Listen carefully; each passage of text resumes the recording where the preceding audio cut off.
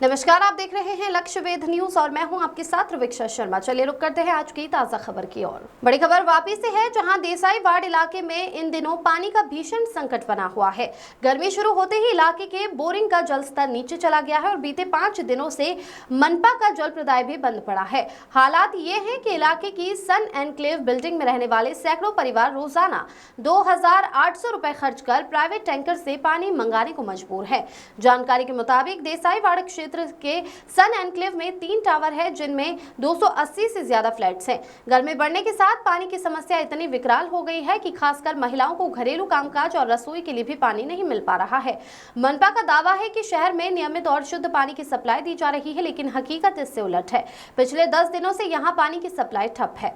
स्थानीय लोग मनपा से बेहद नाराज हैं। उनका कहना है कि एक तरफ मनपा समय पर टैक्स वसूलती है और पेनल्टी भी लगाती है, लेकिन पानी जैसी बुनियादी सुविधा देने में नाकाम है।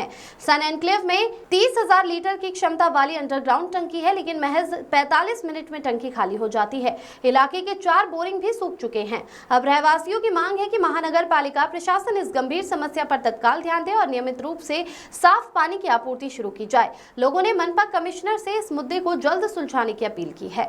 तो देखना होगा कि मनपा कब तक इस भीषण संकट पर कार्रवाई करती है और रहवासियों को कब इस पानी की परेशानी से राहत मिलती है। વેરો પણ અમારી પાસે ડબલ લે છે। હવે અમારા મ્યુનિસિપાલિટી સ્કૂલમાં તો અમારા બાળકો ભણતા નથી, એનો બી અમારી પાસે વેરો લે છે। તે શા માટે લેવામાં આવે છે તો અમારે જાણવું જોઈએ ને। હવે નાના કનેક્શનના બી એક ઘર દીઠ 600 રૂપિયા તો લે છે ઓલરેડી, તો તમે પાણી કેમ નથી આપતા તો પછી અમને?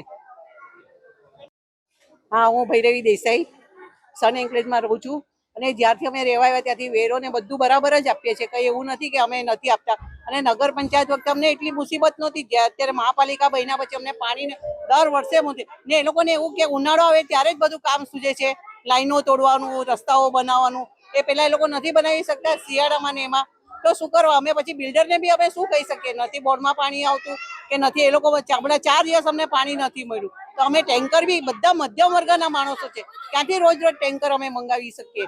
તો તમે એ લોકોને જરાક આપો અને બોલો કે ભાઈ પાણી આપો। હવે હું અત્યારે 65 યર્સથી છે, હું ક્યાંથી બાલડા લઈને નીચે આવું અને ઉપર પાણી ભરવા જાઉં?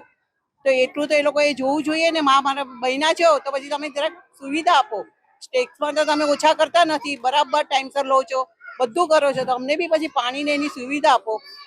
મહાનગરપાલિકા બન્યું ત્યારે એવું કહેવામાં આવેલું કે ભાઈ એ લોકોને 24 કલાક પાણી મળતું નથી, એ જ તો અમે કહેવા માંગીએ છીએ કે નગર પંચાયત વાળા તો એક દિવસ નહોતા આપતા, બીજે દિવસ આપતા હતા। આ મહાપાલિકા તો 4-4, 5-5 દિવસ સુધી પાણી નથી આપતા, તો પીવા ક્યાં લેવા જઈએ અમે?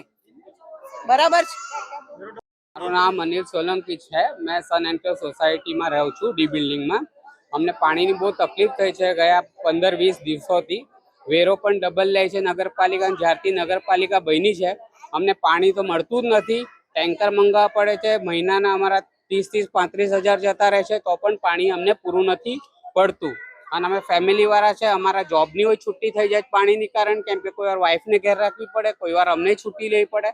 તો અમારી રિક્વેસ્ટ છે કે નગરપાલિકાથી અમને પ્રોપર પાણી મળે અને આ વેરો લેવો છે આટલું, તો પછી એ હોય ધ્યાનમાં રાખીને અમને પાણી આપો, બરાબર। અને સાફ સફાઈ માટે પણ પ્રોપર તરીકાથી કોઈ ગાડીઓ નગરપાલિકાની નથી આવતી, તો અમારી રિક્વેસ્ટ છે કે પ્રોપર સાફ સફાઈ પણ થાય અને પાણી ઇમ્પોર્ટન્ટ છે, અમને પાણી પહેલા મળે।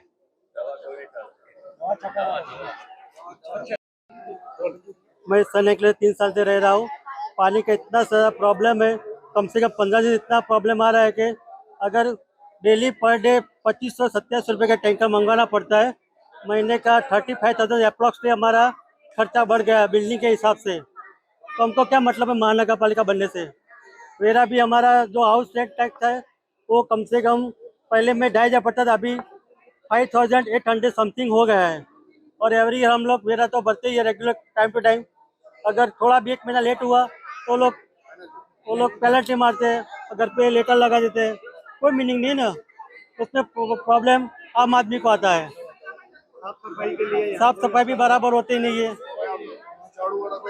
और जो हाउस कीपिंग वाला का वो लोग का है वो भी पर डे मेंटेन करने के लिए आता ही नहीं है। मनपा कमिश्नर को क्या कहना चाहिए? हाँ, मनपा कमिश्नर को क्या कहना चाहिए? महानगर पालिका को यही हमारा रिक्वेस्ट है, जो हमारा जो टैक्स बढ़ा है वो टाइम टू टाइम हमको उसका फैसिलिटी मिलना चाहिए।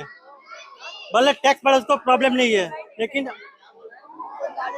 पब्लिक को क्या बोलते हैं मेंटेन होना चाहिए, दूसरा कुछ नहीं है। અમે અહીંયા સન એન્ક્લેવમાં રહીએ છીએ। આ નવું બિલ્ડિંગ બનેલું છે। અમે લોકો અહીંયા બધાએ ફ્લેટ નોંધાવેલા છે। જ્યારથી આ મહાનગરપાલિકા બન્યું છે અમે અમારો વેરો બધો જ કમ્પલસરી અને ટાઈમસર બધા જ ભરીએ છીએ।